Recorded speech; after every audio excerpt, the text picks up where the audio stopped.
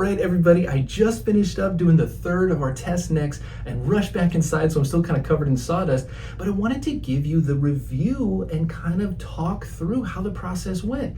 Now, you already saw in that time lapse, it genuinely just took me about 4 or 5 passes incrementally to do a side. Then I flipped it around, about 4 or 5, miniature passes, and the neck was done. Then I shut it down, put in the next bit, and did the next test. But that really is as long as it took. That shaved off hours of work compared to how I used to do it by hand and try to grind things and file things off.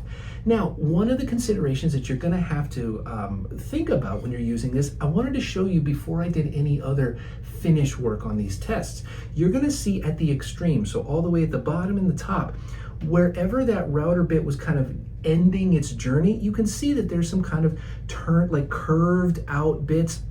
It's not cut to the same level as everything in the middle, but that's to be expected. Like, that's normal behavior for like a curved bit. So just like you would have to anyway, I'm gonna come back and by hand do some shaping with files to get that curve up here at the headstock that you want, as well as whatever build you have. You might have to follow that heel of the body as you're gonna bolt it into that pocket and whatever shape you've got there. But from start to finish, everything in here is incredibly consistent. I haven't done any finish sanding, but I might be tempted to just leave it as is. I mean, I won't do that, but that's how good and how smooth it is. Now, let's talk about the different profiles. Take it from me, it doesn't come across well on camera, but when you hold these in your hands and you close your eyes and you kind of move around and then you grab another one, they feel like different instruments. They genuinely do have different character. So really the fun of this is just you can start thinking about or figuring out, trying some of these out to see what is the perfect profile for your project.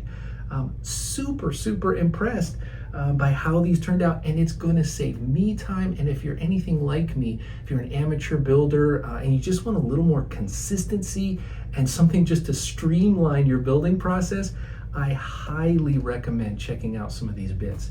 So again, like we said, we're not sponsored, but I'm definitely going to go put a link to their site down below so you can check out these bits for yourself, as well as just Amazon affiliate links to any of the other tools that you see me use in these videos.